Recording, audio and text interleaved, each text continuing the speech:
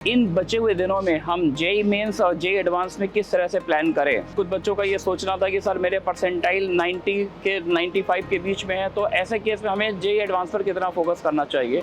जैसा कि जनवरी अटेम्प्ट से पहले आप लोगों ने जेई मेंस के लिए आपने क्या किया था कि सारे PYQs ट्राई कर लिए थे अच्छे से।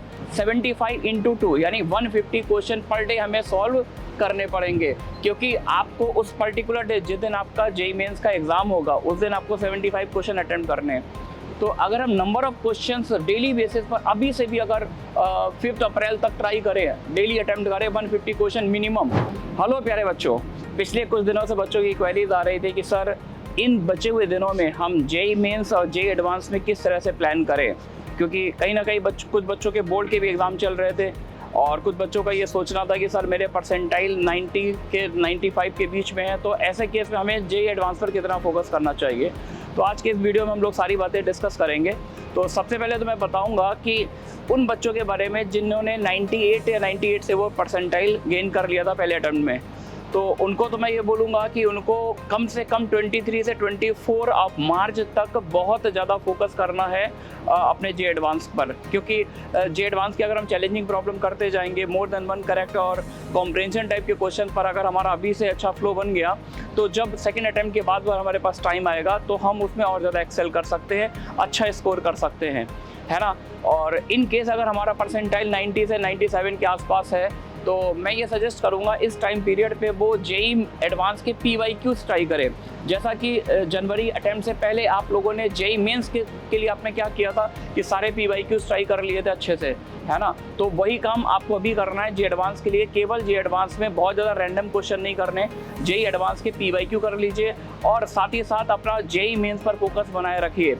अब जेई मेंस पर फोकस बनाए रखने का मतलब ये है कि हमको पर डे 75 into 2 यानी 150 क्वेश्चन पर डे हमें सॉल्व करने पड़ेंगे, क्योंकि आपको उस पर्टिकुलर डे जिस दिन आपका जेई मेंस का एग्जाम होगा उस दिन आपको 75 क्वेश्चन अटेम्प्ट करने हैं। और जेई मेंस बेटा सबसे ज़्यादा फाइट आती है स्पीड और एक्यूरेसी की, कि कई बार होता है कि हम लोग 3 घंटे पेपर अटेम्प्ट करते हैं, लेकिन हम अगर क्वेश्चन देखें तो हम शायद 45 या 50 question max to max attempt कर पाते हैं।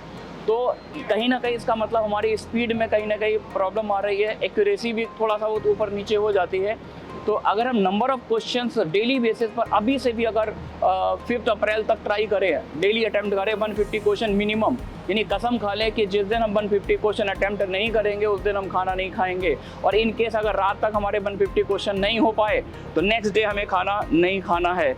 इस कमिटमेंट के साथ अगर अपन आगे बढ़ेंगे तो 100% आपके नंबर ऑफ क्वेश्चन बहुत ज़्यादा प्रैक्टिस हो जाएंगे। और उस लेवल में क्या होता है ना कि क्वेश्चन देखते ही हमारा पेन चलने लगता है, समझ में आया क्या। और इन केस अगर ऐसा नहीं होता है तो फिर वहीं पर टाइम ज़्यादा लगता है पेपर सॉल्विंग में, और टाइम लगेगा तो हमारे नंबर ऑफ क्वेश्चंस हमारे कम हो जाएंगे। ठीक है बच्चों, तो नंबर ऑफ क्वेश्चंस पर ध्यान देना, ज़्यादा से ज़्यादा अटेम्प्ट करने, बहुत भारी प्रॉब्लम नहीं करनी है। एक्सपेक्टेड यही है कि जैसा जनवरी के अटेम्प्ट में पेपर आया था, जैसा बच्चे मैथ्स से बहुत डर रहे थे, मैथ्स बहुत डिफिकल्ट आता है, 2022 में भारी आया था, लेंदी आया था, लेकिन आपने देखा कि 2023 के कुछ एक पर्टिकुलर शिफ्ट में जो पेपर था वो थोड़ा लेंदी था। बाकी सारे पेपर स्टूडेंट फ्रेंडली थे, जिसको तुम लोग पसंद करते हो, लाइक करते हो, वैसा ही पैटर्न आया था। और एक्सपेक्टेड है कि इस बार भी बिल्कुल वैसा ही पैटर्न आएगा, तो डरने की कोई ज़रूरत नहीं है। जो तुम्हारे स्ट्रेंथ है, जो तुम्हारे पावरफुल पॉइंट हैं, उन पर काम करो, जिस पर तुमने पहले से अच्छे से वर्क कर रखा, तो उन सबको अच्छे से बैठ जाओ, रिवाइज करो, ज़्यादा से ज़्यादा क्वेश्चन ट्राई करो, है ना। अब एक बात रहती है कि जिन बच्चों के अभी बोर्ड एग्जाम चल रहे होंगे तो उनके लिए सिचुएशन थोड़ा ज़्यादा डिफिकल्ट हो जाती है, क्योंकि उनको बोर्ड पर भी फोकस करना है, मेंस आ ही रहा है और एडवांस भी देना है ना। तो ऐसे केस में जिन बच्चों ने थोड़ा अच्छा परसेंटाइल गेन कर लिया था फर्स्ट अटेम्प्ट में, है ना, तो उनको मैं ये सजेस्ट करना चाहूँगा कि वो ज़्यादा से ज़्यादा जेई एडवांस के पिछले 8-10 सालों के PYQs केवल अटेम्प्ट करें, केवल और केवल, क्योंकि आपके ऊपर प्रेशर सबसे ज़्यादा है ना। तो अगर 8-10 साल के PYQ जेई एडवांस के करते जा रहे हो तो आई थिंक ये बेनिफिट आपको आगे देंगे। कहीं ना कहीं आपकी स्टार्टिंग अच्छे से थोड़ा सा हो जाएगी, आपको आइडिया लग जाएगा कि किस तरह के जे एडवांस में क्वेश्चंस आते हैं। बाकी सारा के सारा फोकस आपका किस पर होना चाहिए, बाकी सारा फोकस आपका जेईई मेंस के एग्जाम पर होना चाहिए, क्योंकि स्टेप बाय स्टेप अभी आपका बोर्ड खत्म होगा, बोर्ड के तुरंत बाद ही आपका मेंस आ जाएगा और उसके बाद आपको एडवांस देना होगा। लेकिन थोड़ा सा आप बेसिक लेवल की प्रिपरेशन कर सकते हैं जे एडवांस के PYQs के थ्रू, जिससे आपको कहीं ना कहीं थोड़ा सा बूस्ट मिलेगा आगे अप्रैल में सेकेंड अटेम्प्ट के बाद, है ना। और जिन लोगों का इन केस अगर पहले परसेंटाइल अच्छा नहीं आया था और उनको बोर्ड भी देना है, तो फिर मैं बोलूँगा यार अभी आप रिस्क बिल्कुल भी ना लें, पूरा का पूरा एनर्जी लेवल आप अपना लगा दें कि जेईई मेंस के आने वाले सेकंड अटेम्प्ट में आप बेस्ट करें, अच्छे से अच्छे परसेंटाइल लाए। और इन केस अगर आपका पेपर अच्छा हो जाता है, आप बहुत अच्छा स्कोर कर देते हैं जबकि आपका पहला अटेम्प्ट उतना अच्छा नहीं हुआ था, तो फिर आपको एक तरह से पॉजिटिव कैटलिस्ट का काम करेगा और आप उन बचे हुए 45-50 डेज में भी अच्छे से तैयारी करके कोई मीनिंगफुल रैंक जरूर ला सकते हैं।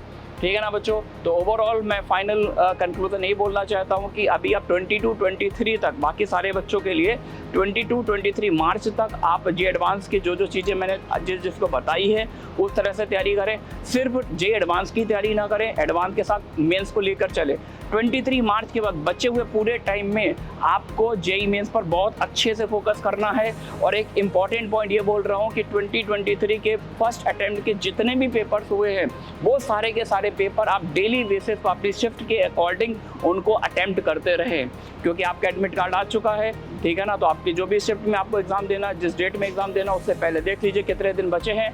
तो हर दिन एक पूरा पेपर सिंगल सिटिंग में बैठिए, उस पेपर की एनालिसिस कीजिए। मान के चलिए कि अगर यही पेपर आपके सेकंड शिफ्ट में आएगा और आपने अटेम्प्ट किया तो क्या गलतियां हो गई, वो मिस्टेक रिपीट नहीं करनी है। हम एक्सपेक्ट यही करते हैं कि इस बार हमारे PW वाले बच्चे फोड़ के आएंगे, मचा के आएंगे सेकंड अटेम्प्ट में, और फिर से मिलेंगे हम लोग अपने एडवांस की प्रिपरेशन में, है ना बच्चों। जुड़े रहना, पढ़ते रहना। लव यू बच्चों।